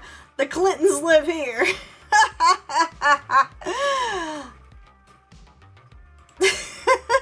Fucking. Okay, that's actually kind of funny. Bro. Hang on. Where is... Okay, there it is. Sorry, I was looking for a tab to kind of keep track of stuff. I was looking for a specific tab. There we go. Okay, never mind. So... Fucking Christ, there we go. Yeah, the fucking Clintons, dude. Fucking, yeah, the Clintons are tied to everything. You can't trust Hillary, man. Between murdering all those reporters and fucking being a part of the cubed Earth theory, or time cube theory, you know, there's some shady shit going on. I would bet that the Clintons are lizard people as well. Oops. Fuck. Where is it? Oh. Duh. Wait, where the fuck? Oh, I have to go back. Whoopsie. Okay. So, Ray's personal synopsis. Okay, so the following quotation from the website illustrates the recurring theme. When the sun shines upon Earth, two major time ports are created opposite sides of the Earth, known as midday and midnight.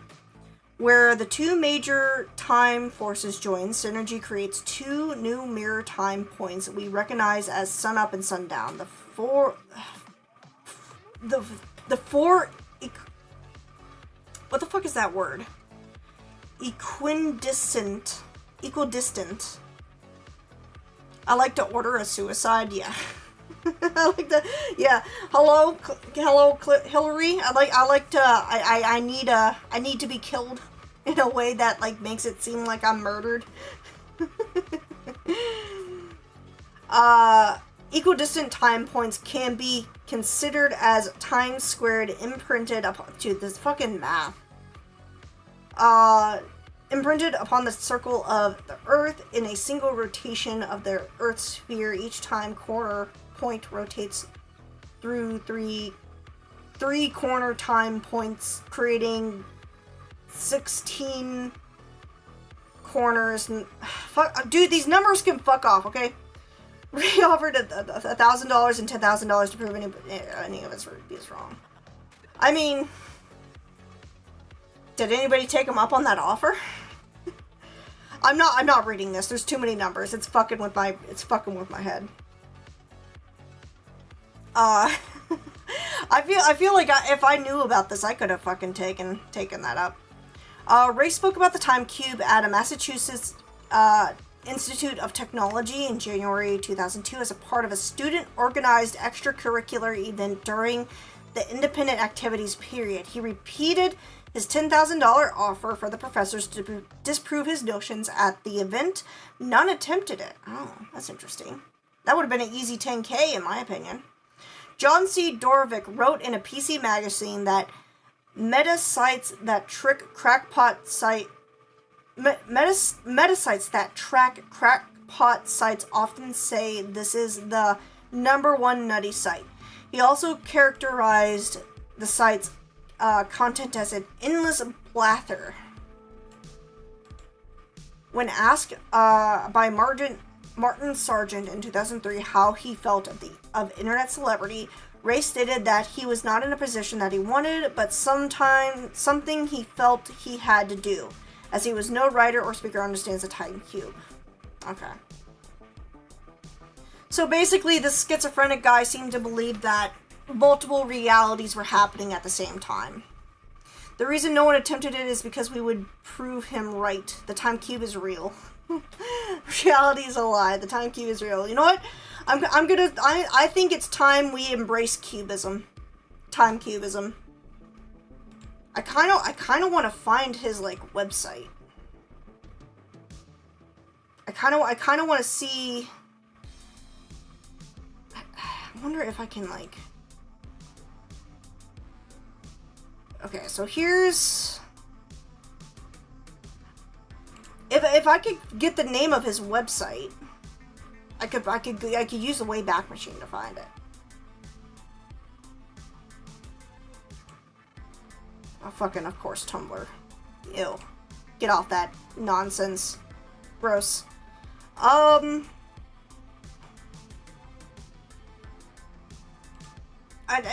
If anybody can, like, send me the... This is lame. What I need is, I need a archive of his stuff, and I want to look into this more. I want to understand Cubism. Because it is... I'm intrigued.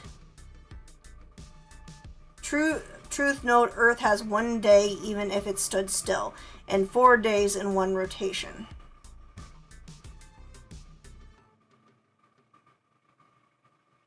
Man. Hoping that this would... series of snapshots. Maybe this will... Oh, okay. Oh, yes! We found it. This is it, baby. Okay. In 1984, the Meridian Time Personnel met in Washington, changed Earth's time. First words said was that only 1 day could be used on Earth to not change 1 day Bible. Thank you, Salami. Oh, are you sure you wanna leave YouTube? I think this is fine. I think I found it, honestly. Time Cube. So it's literally just timecube.com. I guess I should have guessed that. Children will be blessed for killing of educated adults who ignore the 4 simultaneous days, same Earth rotation, practicing evil oneness upon the Earth of quadrants.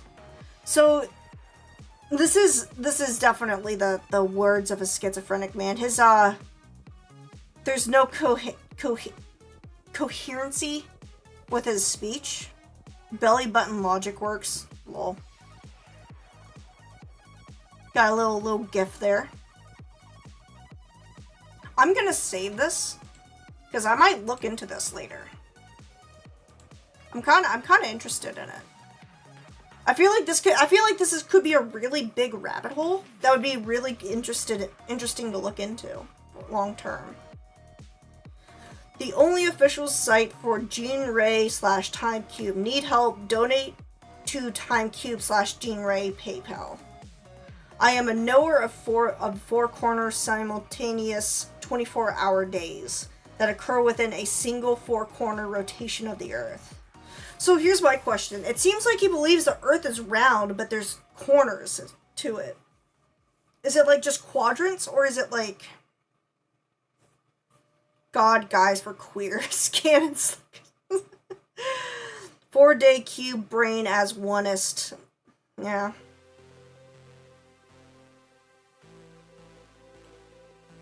Well, I think that kind of sums everything up, if you ask me. Dude, I'm fucking invested. I want, I kind of want to look into this more. So it is quadrants, right? So he's not a flat earther. But he believes that there's sections to it. So my question is, where does the fucking math? Where does the quadrants end and where do they begin? Right? So if we go back up to this little thing he got going on, right? So this is the day, so it's a time cube, right? Obviously this is the Earth, but like where's it like section off? Right? That's my question. And I think if I had to guess, maybe he's basing it off of like time zones and how like half the Earth is nighttime and half the Earth is daytime. But like I'm kind of curious to see if there's like more of an explanation. I'm so invested. I love these schizophrenic rants. He's talking about God. You worship satanic imposter, guised by educators.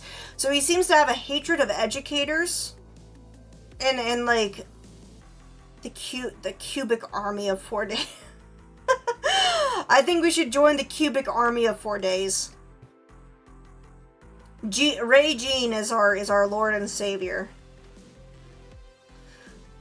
Listen, it's section off where the Clintons time when Jesus is, can't you understand, you chud? No, I guess not. I'm trying to understand, Salami. Divide it in half by the day and night, and then divide it again. Okay. I think I understand. Oh my god, this website's so long. It's just one. Oh shit. Look at that. Okay, so this. Oh, whoops. Yep, let's not go there. That's gonna end up giving us a virus or something. Word God is bad math. So fucking true. So I think this is how it's sectioned up. So it seems like he believes. Is it that he believes the Earth is inside a cube? Maybe. Or is it just like this is just a visual representation? Honor the 4 days or you should die. Bro. Honor the 4 days or you should die. I need an Alex Jones. You know what? I need an Alex Jones impersonator to like, or an AI Alex Jones to read off some of this stuff. So we are here. We're on this side, right? The 4/16th cube divinity. Inside the cube is 4 cubes simultaneously mongoloid. Did we already go over giants building the pyramids? Just go back to got dinner from a girlfriend. No. So we are investigating the cube. We're self-indoctrinating ourselves into Dr. Jean Ray's time cubist cult. We are learning the truth about how there are actually 4 days and 24 hours, and that the Earth is actually sanctioned in the 4 quadrants. See? There's see, so like, if you go here, oop, not the right button. So if you go here, right, you can see the Clintons are over here on this side of the Earth, right? And Jesus is all the way over here. And we got Socrates up here in the midday, and then Einstein is right here at midnight. So as you can see, there's the Earth is inside a time cube. Can't wait for him to talk about 16 and how that's important, but not as important as 4. I think I need to do like a deep dive on this shit. I'm fucking invested. Cube harmonics, 96-hour cubic day. Debunks 1 day unnatural god. 96-hour cubic day debunks 1 day as witchcraft. It's all about, it all has deeper meaning. Oh yes, the 4 quadrants, just as the scrolls foretold, yes. Oh, is this him? Oh, not gonna lie, I thought he was gonna be skinnier with a ponytail. I thought he was gonna be wearing like a really skinny hookworm looking guy with like a turtleneck and a giant ponytail and like a slightly balding head. Not what I expected.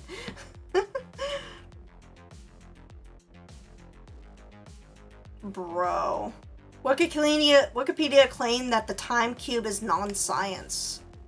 Constitutes a grave error by the half-brained bastard who can't think opposite of the lies he was taught.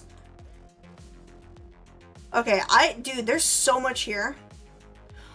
Opposite sex organs proved male and female to be binary. Opposite equals 0 value, and nothing as unified as one. You are educated entity, stupid, for all creation is composed of opposites. Which equate to 0 value existence and cancels out to nothing if unified as one. Before the word was invented, no God existed upon the earth. Truth cannot be uttered, so that's why I am writing it. I'm invested. Okay, here we go. Jew owners of religious and academic Christianities have enslaved your ass. True and based.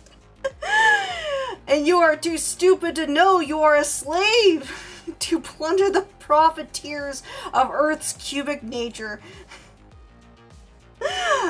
So it's all come to this. I think we know the truth. It's always leads back to Jews. Oh my god, this is amazing. Salami, why were you hiding this from me? This is really amazing. I love this. NASA's moon landing was far less of an achievement. Like, I get, like, he's just roasting the humanity for how stupid we are.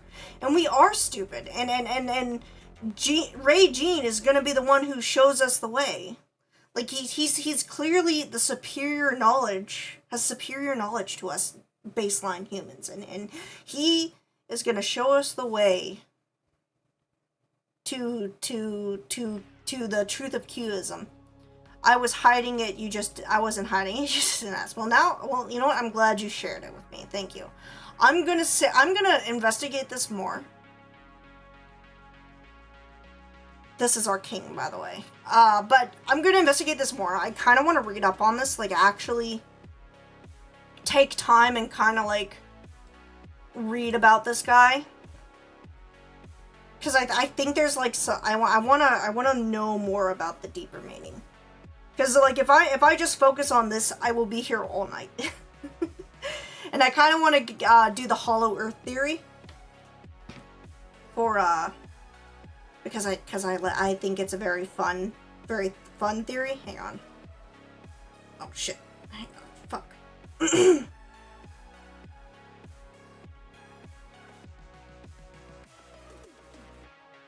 Hang on. I'm fiddling with my phone. I have to fix something. Okay, there we go.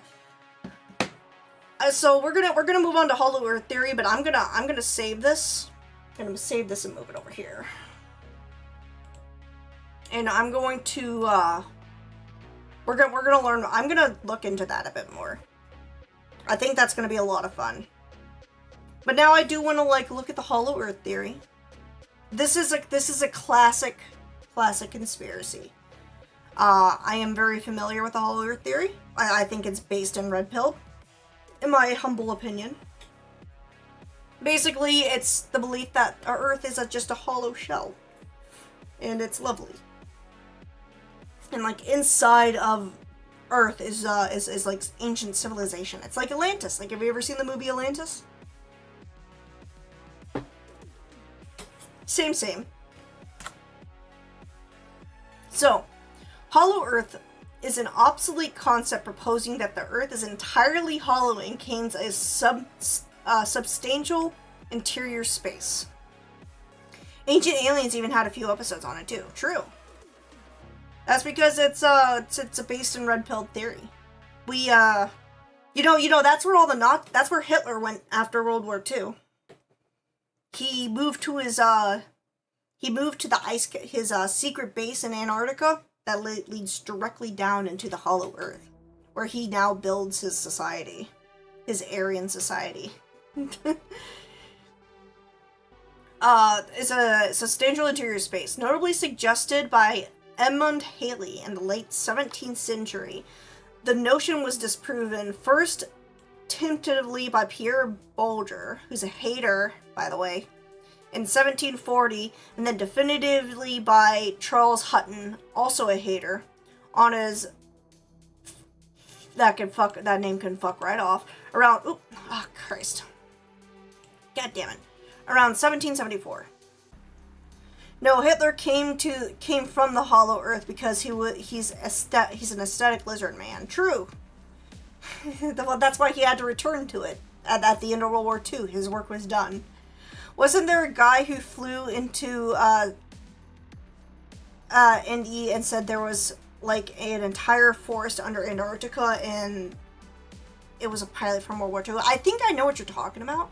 I think he flew over Antarctica and he said there was like this huge, like, civilization, and like the U.S. government told him to shut the fuck up about it. I think I know what you're talking about. That would also be something worth looking into down at a later date. It would be after a couple of the other stuff I have going on, but I wouldn't be. I think that's an interesting conspiracy theory, and I think Wendigoon actually did an episode on that. It was either Wendigoon or another guy. It was occasionally defined through the mid-19th century, notably John Cleve Sims and J.N. Reynolds. But by this time, it was part of a popular pseudoscience and no longer scientifically viable hypothesis. Hello, welcome back, Welsh. Oh yeah, that's right, you were the one who told me about the pilot. Yes, I think I know what you're talking about. Like, I think Wendigoon did an episode on that. I wouldn't be opposed to looking into it myself, too. I got a couple conspiracy theory things I want to do. The concept of a hollow earth still recurs in folklore, and as a premise for subterranean fiction, a subgenre of adventure fiction, hollow earth also recurs in conspiracy theories such as the underground kingdom of Argatha. Let's open that up. We'll take a look at that in a minute. And crypto-terrestrial hypothesis, and is often said to be inhabited by mythological figures and political leaders, like Hitler. It was proven that the moon might be hollow. Was that proven? It's kind of gangster. It's true. Look, if the moon can be, look, everybody knows the moon isn't real. The moon is just a hologram. The moon is just a hologram created by the CIA. It's all lies. Ancient times, okay. In ancient times, the concept of a subterranean land inside the earth appeared in mythology, folklore, and legends. The ideal of a subterranean realm seemed arguable and became intertwined with the concept of places of origin or afterlife, such as the Greek underworld, Nordic... that fucking name can fuck right off. And Christian hell, and Jewish Sheol, which details describing inner earth in Kabbalistic literature, such as Zohar, and that word can also fuck right off. Yeah, they slammed a satellite into it and measured it ringing like a bell for a few days. Really? Flavor Aid, send that shit to me. Send that shit to me so I can look into that. I haven't heard that before. That'd be interesting to look into. Like, obviously, there has to be some kind of recording on it, right? I kind of want to hear it if there is. Dude, that'd be really cool. If there was, like, a recording. According to the ancient Greeks, there were caverns under the surface which were entrances leading to the underworld, some of which these caverns at... Oh my god, I can't pronounce any of these words. I'm too fucking uncultured. Tanarion and Laconia, and Trozen and Argolius, at Ifa and the Vizibidita.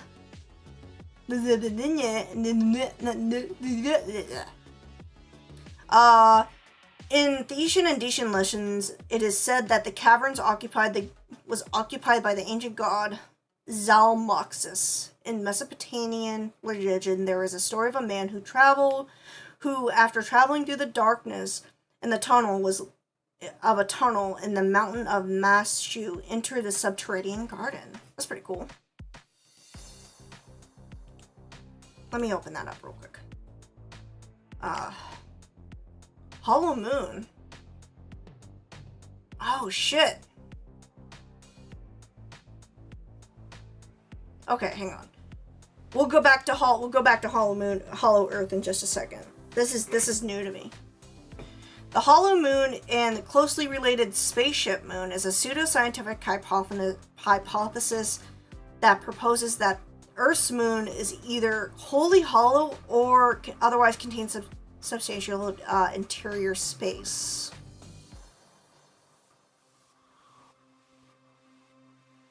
H.G. Wells' novel, The First Men in the Moon. I do like H.G. Wells. I don't think I've read that one, though. I've read War of the Worlds. density. The fact that the moon is less than the Earth is advanced by conspiracy theorists as supporting claims of the hollow moon. The moon's mean density is whereas Earth's is Mainstream science argues the difference is due to the fact that the Earth's upper mantle crust is less dense than the heavy iron core. Okay, here it is. Rang like a bell. This is where you were talking about. Lacotia is the province in Greece that housed the Spartans. Okay. Well, I'm gonna be front with you, Salami. I'm too uncultured to pronounce that properly, so they need to change their language to American so I can speak it properly. Okay. Between 1969 and 1977, seismometers installed on the moon by the Apollo missions recorded moonquakes. Oh shit. The moon was described as ringing like a bell during some of these quakes, specifically shallow ones. This phase was brought into popular attention in March 1970s in a popular Science magazine. Shut up. On November 20th, 1969, Apollo 12 deliberately crashed into the adjacent state of the lunar module onto the moon's surface. NASA reported that the moon rang like a bell for almost an hour, leading to arguments that the moon must be hollow like a bell. Lunar seismology experience since shown that the lunar body has shallow moonquakes that act differently than earthquakes. Due to the differences of texture type, density, and planetary strata. Fucking Christ, why do they have to make words so complicated? I'm too dumb for this shit. But there's no evidence that there's no... Okay, so here's my question. Can I find the audio of that shit? Because if, like... I kind of want to find the audio of it ringing. So...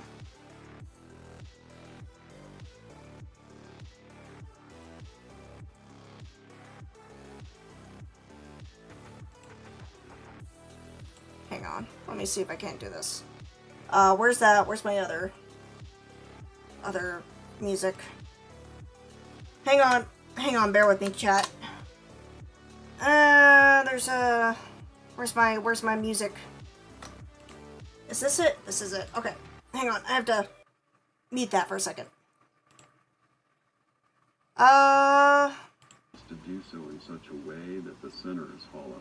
Oh, that's disappointing. In fact, they dropped a bomb to record the vibration. No, I want to hear the sound, right? Like if they were able to tell that it rung like a bell, then maybe there's like a sound for it. Because like if I could like look up the sound of Krakatoa exploding, you think they would have like the sound of the moon like ringing, right? I kind of want to hear that. Fuck off.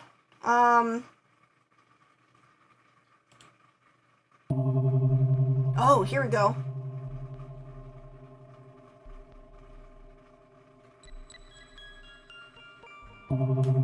Is this the actual sound, though? This sounds fake. That sounds fake. God damn it, that got me going for a second. Okay, I'll have to, like, look into it. I wonder if... There has to... Like, do you think they actually recorded a sound for it? You don't think so? That's really disappointing. I mean, it's probably, like, seismographs, but, like, part of me wants to actually, like, hear the sound, you know what I mean? Like, if they say it rang like a bell, right, like, you would think that would make, like, a sound, almost, right?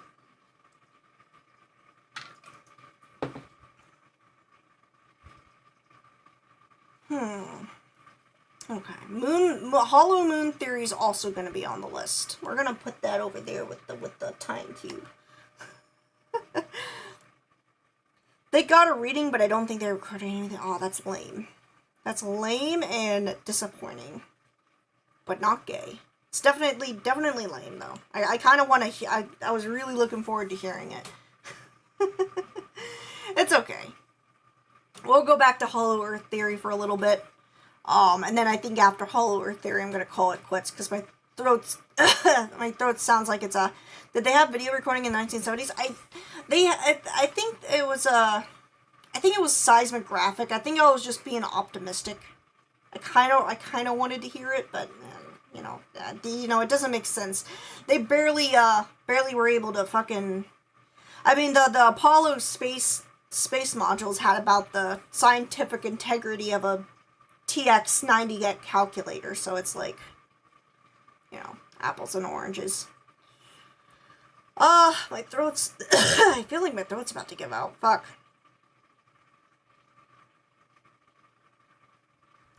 In ancient times, blah, blah, blah. Okay, I wrote all that. In Celtic mythology, the legend of a cave called Cruachan, also known as Ireland's Gate to Hell. Of course, they had a video recording, for fuck's sake. It was on live TV. Yeah. Yeah, it was on the History Channel. If it's on the History Channel, it must be real.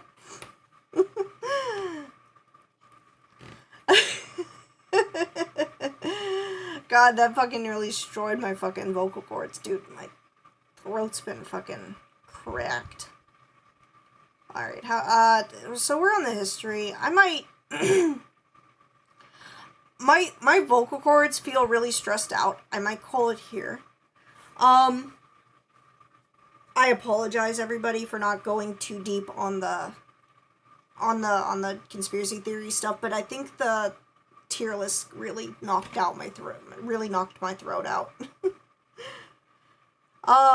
If you guys want, I